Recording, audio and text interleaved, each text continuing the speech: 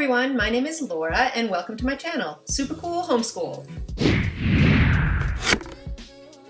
So once you've decided you're going to homeschool, the next thing that goes through your head is, what the heck do I do now? I know, I've been there. The idea of getting ready to start homeschooling can be completely overwhelming, but you could totally do it. Think of all you've taught your child so far in his or her life. You've taught them how to walk, talk, the alphabet, the colors. You've taught them how to have respect for other people. Learning takes place all the time, and just as your child learned all of those things with you as their teacher, they can continue to learn at home in a relaxed, loving, and safe environment. Keyword is safe. Homeschooling is not public school at home. It's a completely different way of thinking about education that's tailored specifically to your child rather than to a standardized set of guidelines or Common Core. We all know how much I love Common Core. I'm being sarcastic.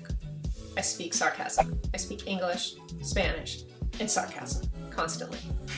There are a few necessary steps you need to begin with when deciding to start homeschooling. I just want to go over them with you today. Homeschooling 101 for you. It's a 7-step program. Step 1, research your state's legal requirements. First thing you have to do. Homeschooling is regulated by the state, not the federal government, so every state has a different way of doing things. And some states consider homeschools to be private schools and regulate them like one. Some states have specific homeschool rules, and some states have no homeschool regulations at all. For my state of Georgia, I just have to file an intent to homeschool every year, and then my child has to take standardized testing every 3 years. And we will talk more about standardized tests and different types of tests that you can have your child take in other videos to come. Don't assume that just because the legalities sound confusing that they are hard to comply with. They aren't. It's just something you got to figure out. And if you contact your local or state homeschool groups, which are easy to find online and through social media, they can give you guidance on how to start the process. A website that is really great, hslda.org. It'll be down below above the comment section to research exactly what's required in your state. So it's a great resource for you to check out. Step 2. Build a homeschool community. It takes a village. We've all heard that expression before, and it's very true when it comes time to raising children, it's true when it comes time to having a great community, and it's true when it comes time to homeschooling. One of the most important things you can do to successfully homeschool is to get hooked into a community of homeschoolers. Whether it's online, virtual, and you can find them in places like Facebook, Instagram, Twitter. There's tons of different homeschool organizations through there. YouTube, you can watch my videos. Or in person, there are groups that allow you to participate in field trips, classes, outings, and different types of activities that they have to avoid isolation if that's something that you're worried about. No two homeschooling experiences are exactly alike, and that's the beauty of homeschooling, and that's what you're going to see when you speak to other people that are doing it and you see other organizations and things that they're doing.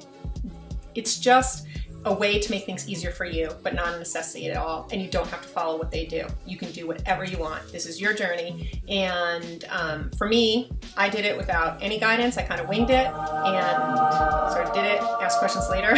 So if you're that type, you could do it that way too, whatever works for you. Let's talk about step 3. There are different methods of homeschooling. One of the best things about homeschooling is that you don't have to recreate school at home, and in most cases you shouldn't recreate school at home. You're keeping your kids out of school because you don't like school, more or less, maybe. Consider how your children learn. Okay? Homeschooling is not school, doesn't need the same structure, and there's many different methods that you can choose from for your children or child to work with. I'm going to talk about 2. There's so many, but I'm going to talk about 2. One is a traditional method. It would just be like your homeschool being set up just like a public school with a complete curriculum, grading system, everything, even virtual teachers. Your child is doing your regular public school curriculum.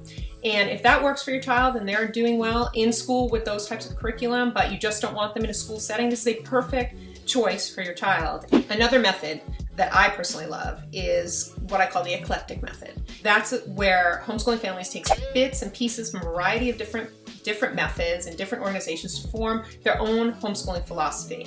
While you're exploring, take the opportunity for your children and yourself to go through a period of what I call unschooling, taking a break before you jump into homeschooling, because you need that transition period, especially if your child was coming directly from a public school environment. Summer's a great time for that.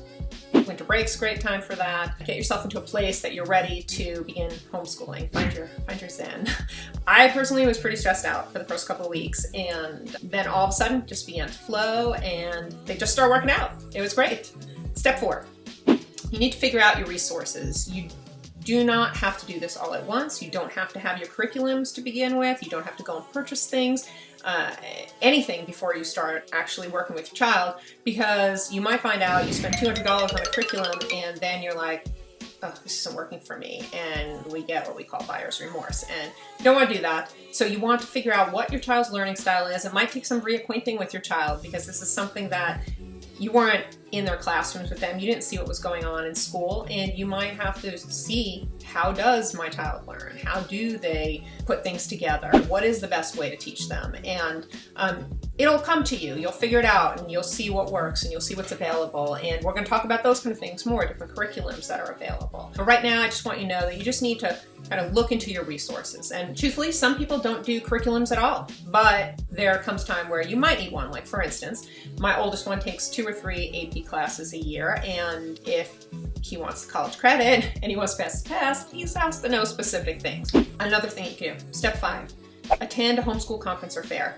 You can see them, just look them up online, Google homeschool conference, homeschool fairs, and you will see things that are coming into your area or nearby that you can go and check out and browse curriculums, listen to speakers, find out what other people are doing, and get more comfortable with homeschooling in general. I think it's a great place for your first foray into homeschooling. Step 6. Okay, this is really important. You need to find your patience and your happy place. I can't tell you how many times I've heard the comment, I would love to homeschool my children, but I do not have the patience for it. Guess what? Neither do I. I don't have any patience. 0. Anyone who knows me would tell you I am not a patient person, especially when I'm trying to teach someone else how to do something that I think is so easy. That doesn't sound like it would be very conducive to homeschooling, does it? But yet somehow it is. Somehow it all works. My kids and I are having great days for the most part. You know, sometimes there's a little stress happening, but for the most part, it all flows. It just all comes together. The beauty of homeschooling is you can work around your personality. Are you not a morning person? Well, start school at 10 a.m. instead of 8. That's great. It's all up to you.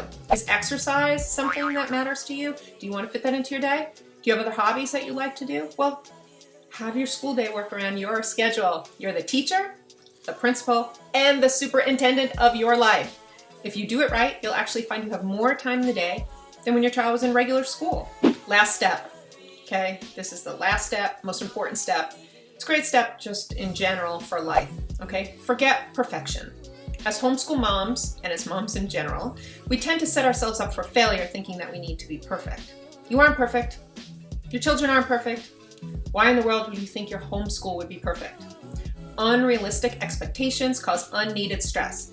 We're taking our kids out of school so they don't have a stressful environment anymore, so that they're not in an environment that you think is toxic, so that they're happier kids, okay? So unrealistic expectations cause unneeded stress.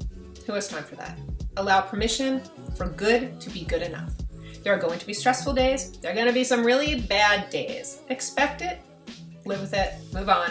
There's a lot of trial and error, especially first year homeschooling, but believe it or not, you're going to make it through without having to self-medicate. Unless you count wine as self-medication, in which case you might have to. Because I think a glass of wine at the end of the day really does have a nice calming effect on you. In fact, I think I'm going to have one now. Oh, in here. Just happen to have one right next to me. Lucky me. Okay, I'm gonna go enjoy my wine, but I want you to remember to hit the subscribe button below, hit the notification bell too, the little bell thing there, so that way you get notified every time we have new video. Give this a little like with that little thumbs up. Leave me a comment. Let me know anything that you want to talk about, anything you want to hear about, and I will be back real soon. I'm gonna go enjoy this right now. Cheers.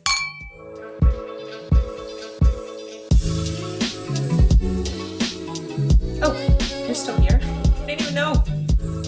Well, I'm just enjoying my wine. No need to just stop having a glass because my video's over, right? So why don't you go get yourself one too?